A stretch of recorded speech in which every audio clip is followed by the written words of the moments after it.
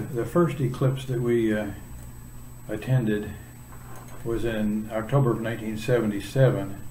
We were on a cruise ship off the coast of Mexico, and of course they had a lot of flexibility as to travel. There were a lot of clouds, and so they were able to move the ship around to find a clear spot. There was two ships out there, the Fair Sea and the Fair Wind. They had a lot of astronomers on board. I was able to meet and talk to Bart.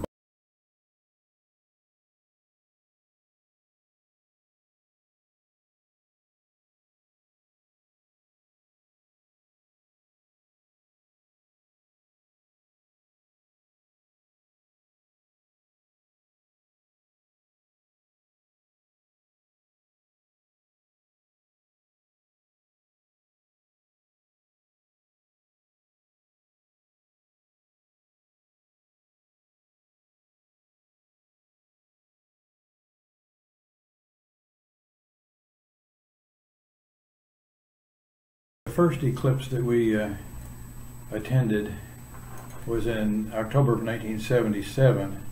We were on a cruise ship off the coast of Mexico, and of course they had a lot of flexibility as to travel. There were a lot of clouds, and so they were able to move the ship around to find a clear spot. There was two ships out there, the Fair Sea and the Fair Wind. They had a lot of astronomers on board. I was able to meet and talk to Bart Bach and some of those really famous, I think Dr. Bach is gone now, but a lot of famous astronomers. It was really fun. They had learning programs. They had seminars going constantly, astronomy seminars. So that was the first one we saw, and that one was, I think, a little over 2 minutes. The next one was really an interesting case because it was February of 1979, and it touched part of the United States, I think Washington State or Oregon, Washington. Then it went across Canada. And so we were going with this Eclipse Chasers Club, which was organized by Dr. Harry Nelson at Augustana. And he had done this in Australia earlier, hired a plane and flew along the path of the eclipse because we were concerned about clouds. So he called United Airlines and he said, we'd like to hire a plane to fly us from Chicago up to Canada, not land, just come back to Chicago. So I had, my ticket says origin Chicago, destination Chicago. Kind of interesting, but we did. He talked to them and they said, well, what would you like us to do? Charter this plane? Yeah, okay. And I would like you to remove all of the seats from the right-hand side of the plane so that people can crowd around the windows to see the eclipse. So ride in all the seats on the left, on the right, to remove all the seats. And they said, I don't know, I don't think we can do that. And so Dr. Nelson called a good friend of his, Neil Armstrong. Neil Armstrong happened to be on the board of directors of United Airlines, so it was very quickly got back to Dr. Nelson and said, okay, we can do this for you. And so we did. We flew out of Chicago, seated in all the seats on the right hand or the left side of the plane, flew along the path of the eclipse, which would have been on the ground about 2 minutes and 40 seconds. And because we were moving along at like 500 miles an hour, we got 4 minutes and 40 seconds of total eclipse. So that was my second eclipse. My third eclipse was in 1991. We went to Hawaii, had a wonderful vacation out there, but we didn't get to see the eclipse because it got totally clouded out. Although the people who went to Baja California in Mexico got a clear view of it, so I was kind of upset that I chose Hawaii instead of Mexico. We missed that one, and that was a long one. That was, I think, about a 7-minute eclipse. Wow. That's about as, I think the longest they can go is between 7 and 8 minutes. I think so. So then in 1998 we went on a cruise ship again in the Caribbean, went down to Aruba, got off on Aruba the day of the eclipse and set up, and we got these pictures here that I'm showing you. And so that was a great experience. We loved it, and so that was my 4 eclipses, 3 of which I've seen, and 1 I got to see cloud bottoms.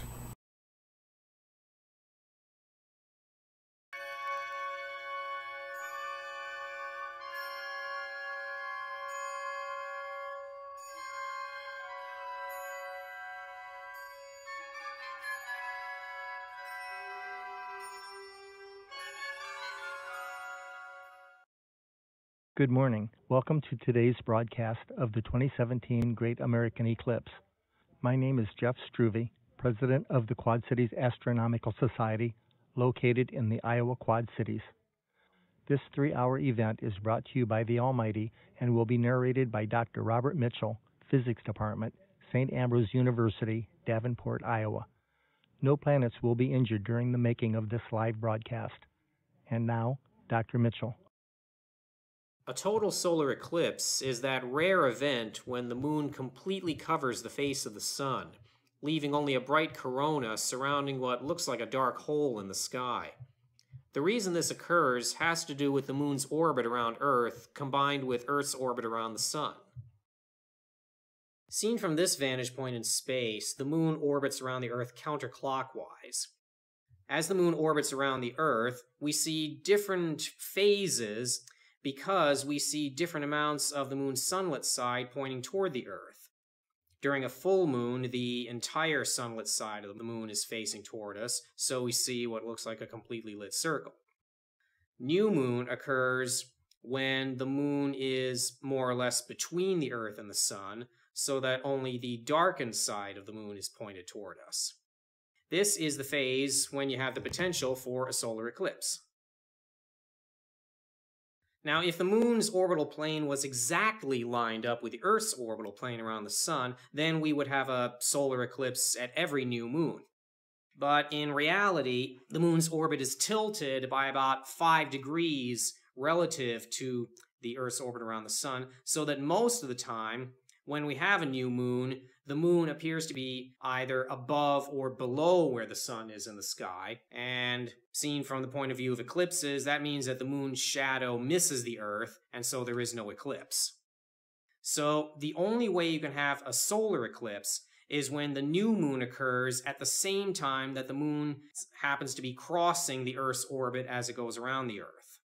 And even in those cases where it does, the moon has to be close enough to the Earth so that its shadow reaches the Earth's surface. You see, the moon's orbit around the Earth is not a perfect circle. There are times when it's farther away from the Earth than average, and times when it's closer to the Earth than average. So as a combination of all these factors, it's only about every 18 months on average that you get a total solar eclipse occurring somewhere on the Earth's surface. And that location is going to be different every time.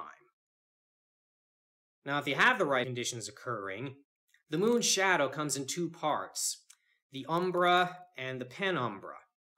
If you happen to be at a location on Earth that falls under the moon's umbra, then the moon will completely cover the sun in the sky, and that is when you have a total solar eclipse.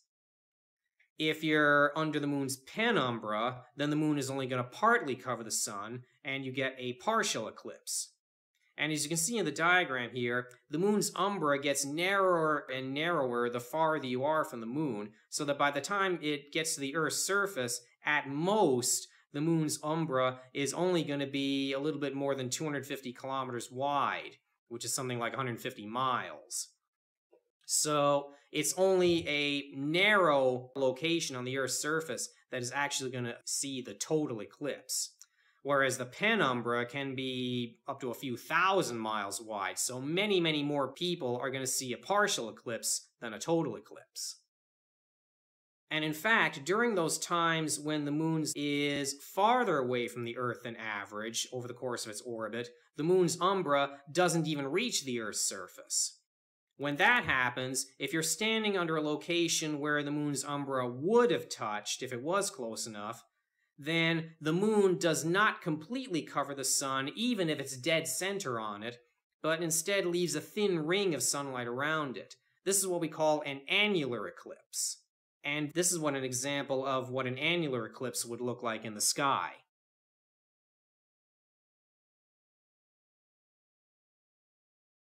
What you're seeing here is a map showing paths of totality. The path is each one of these curved yellowish lines showing the locations on the Earth's surface within which you would be able to see a total eclipse at some point or another during the moon's passage between the Earth and the sun. And this map shows you all the paths of totality for eclipses that have occurred across the United States of America from after the year 1776 up to the present day. And from this map, you can see that the last total eclipse that occurred anywhere within the continental United States was in 1979, almost 40 years ago. So it has been quite a while since the continental US has experienced a total eclipse, although Hawaii managed to get one in 1991. What this map doesn't show you is that since 1979, the continental US has had a few annular eclipses. And on this map, you can see the future of total eclipses for the North American continent. The current one, for August 21st, 2017, runs just about across the center of the continental United States. And after that, there will be some others. It's interesting to note that the track for the 2045 eclipse runs almost exactly parallel to that of the 2017 eclipse, just a couple hundred miles further south. On this map and on the previous one, you noted that totality tracks have different widths. For one thing, this is an indication of how close the moon is during the time of the total solar eclipse. When the moon is closer, its umbra is going to be a little bit wider on the Earth's surface, and therefore the totality track is going to be correspondingly wider. You can see the tracks for the 2024 eclipse and the 2045 eclipse are wider than the 2017 eclipse, which means that more people will be in the path of totality, and it also can give an indication of how long the duration of totality will be. For the 2017 eclipse, at most, the duration of totality will be about 2 minutes 41 seconds, whereas during the 2024 eclipse, you could conceivably have totality for longer than 4 minutes. And the 2045 eclipse is even wider still than the 2024, so you get even longer duration. On the other hand, it also depends on where on the Earth's surface the path of totality falls. Like the 2044 path of totality there in Canada is much wider than the 2017, but mainly because on that part of the Earth, the moon's umbra is getting spread out more because of the angle of the Earth's surface relative to it. So it's not necessarily going to be a longer duration, but it still nevertheless shows a wider area. Here's a more detailed map of the path of totality for today's total eclipse, showing some of the major cities that fall within it. Like, for example, Salem, Oregon, Douglas, Wyoming, Kansas City, and St. Louis, Missouri are on the edges of the path of totality. Clarksville, Charleston, South Carolina, and we are webcasting live from Aurora, Nebraska, which is approximately 20 miles due east of Grand Island. And here's a close-up map of Nebraska, showing even more detail as to what parts of Nebraska will be within the path of totality.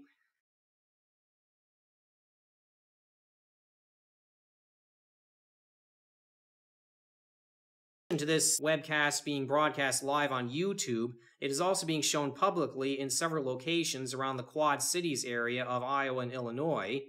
The areas closest to the Quad Cities that will be experiencing totality are in central Missouri, and you can see a close-up map of specific locations in that state that will experience it. And southern Illinois will also experience it.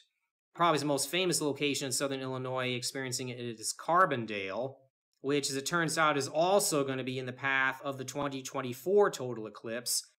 Although the Quad Cities area itself is not going to experience totality, there is a part of Iowa that will be experiencing totality. And here it is, about 450 acres of the extreme southwestern corner of Iowa, including a few back roads and no towns whatsoever. If you do happen to be in a location currently to be able to view the total solar eclipse, then by all means, we do encourage you to get out and watch it. This is truly a once-in-a-lifetime event for any particular location on the Earth's surface. But nevertheless, we must point out these important warnings. While the sun is totally eclipsed, it is safe to look at with just the moon shadow completely covering it when just the corona surrounding it. But otherwise, we cannot stress this enough, never, ever, ever look at the sun with the unaided eye or through unfiltered binoculars or a telescope. As in never, never, never, never, never. If there's any part of the sun showing through the eclipse, do not look at it unless you use the proper safety precautions. Now, I don't mean to try to scare you completely away from trying to view the eclipse. Just saying that you do need to use the proper safety techniques in order to view it. And there are a number of different safety techniques that you can do. Probably the safest method of viewing a partial to total eclipse is indirectly, like for example using the pinhole projection method. And it's really quite simple. All you do is poke a tiny hole in a stiff piece of cardboard or something, and use that pinhole to project an image of the sun onto a piece of white paper or cardboard or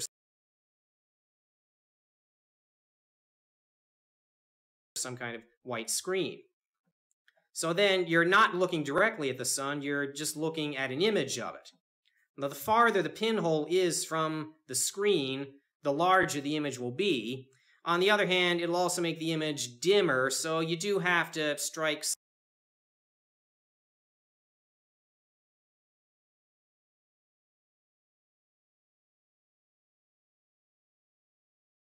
some balance between how large you want the image to be and how clearly you want to be able to see it. It can help quite a bit if the white screen is inside some kind of deeply shadowed recess, like covered with a tarp or inside of a box or something, or better yet, inside of a darkened room if you can manage that. I've seen people make pinhole projectors out of very large cardboard boxes where they put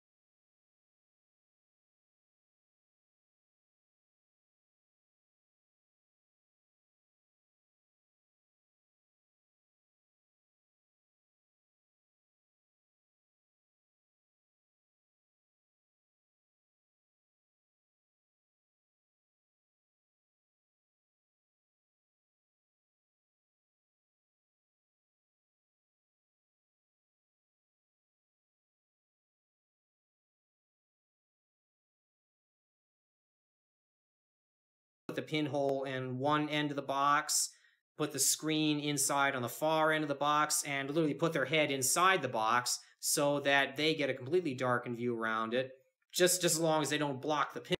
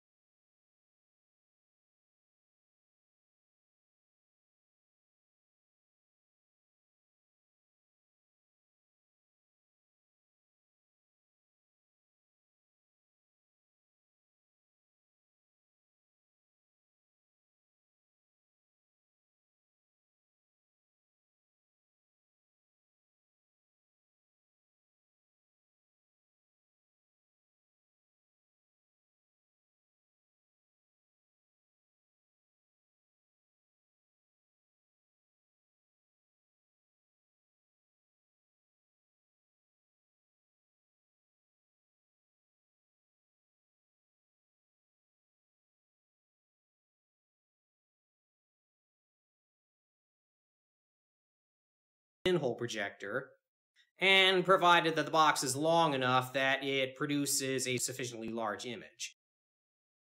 If you want to view the eclipse directly on, then you will need the proper filters in front of your eyes. One of the most inexpensive methods of doing that are eclipse glasses.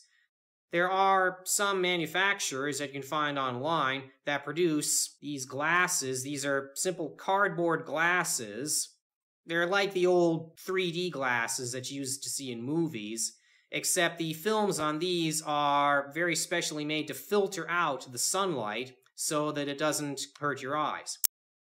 Now, you must make sure that eclipse glasses meet the proper international safety standards, where that they block all of the incoming UV radiation from the sun, all of the incoming infrared radiation, and 99.9999, however many nines it is, percent of the visible light. So it not only brings the glare down to a much more comfortable level, but it completely shuts out the UV and infrared, which are those wavelengths that do the most damage to your eyes if viewed directly.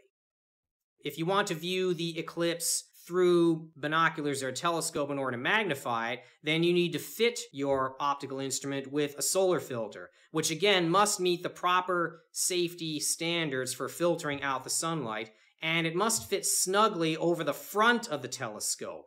It works even better if it has fitting screws that will lock it securely in place. And you should also cover or remove the finder scope on your telescope for even more safety. If you don't have such a filter, there is still a way that you could use your telescope to view the eclipse. This would be by the projection method again. So what you do here is use the telescope as the projector and project the image again onto a white screen somewhere. Now this should only be done by astronomers who know what they're doing and keep the scope under constant supervision while they're doing this. Keep a close watch on your telescope at all times so that it doesn't get too hot from the incoming sunlight. And don't let any passers-by try to look through the scope while you're doing this. For our webcast of the total eclipse, we are using the front-mounted solar filter method and installing the webcam in place of the eyepiece, so that is the image that you're seeing on the screen right now. Now, during the totality itself, we will need to remove the filter from the telescope. That is the only time that it is safe to view the sun with the unaided eye.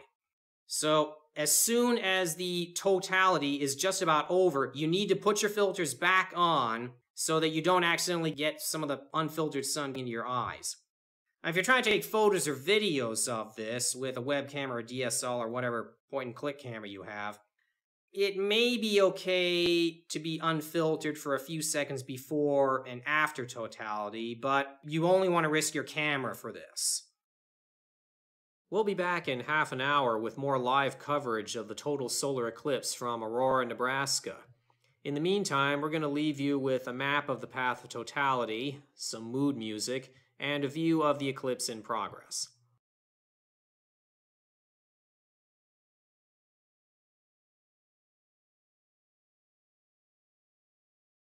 Our star, the sun, is a big ball of gas, and it's 99% of our solar system's mass. It's an average star in our Milky Way, warming the Earth every day. What powers our sun and makes it so bright? Come on and tell me what makes all that light. Hans Bethe long ago reached the conclusion it changes hydrogen to helium by nuclear fusion. When fusion takes place, light is created and it makes its way up, although rather belated, through the photosphere. That's the part that we see. The light comes out and shines on you and me. About 1 million Earths could fit in the sun, but if you were there, you wouldn't have much fun. It's 6,000 degrees at the photosphere, and much hotter inside the solar atmosphere. There are a few places where it's not so hot, like at the center of a big sunspot. But heat is relative, it's still pretty warm. Sitting on a sunspot would do you great harm.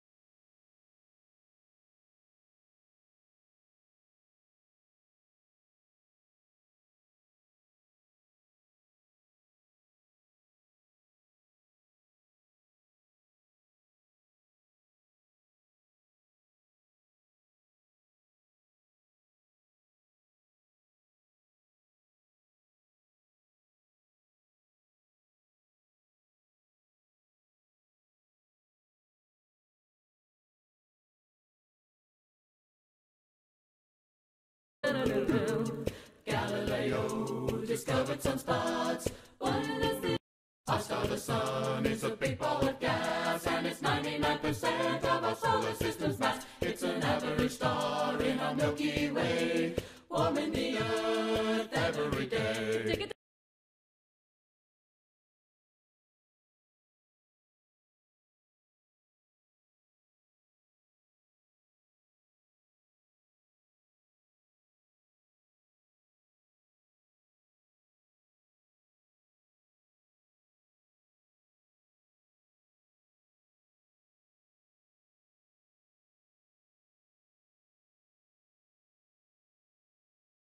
If you want to view the eclipse through binoculars or a telescope in order to magnify it, then you need to fit your optical instrument with a solar filter, which again must meet the proper safety standards for filtering out the sunlight, and it must fit snugly over the front of the telescope.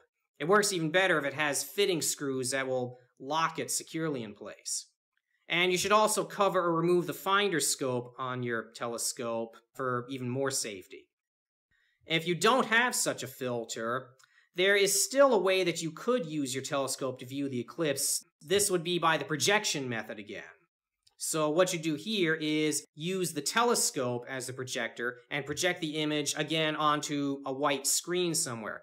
Now this should only be done by astronomers who know what they're doing and keep the scope under constant supervision while they're doing this. Keep a close watch on your telescope at all times so it doesn't get too hot from the incoming sunlight. And don't let any passers-by try to look through the scope while you're doing this.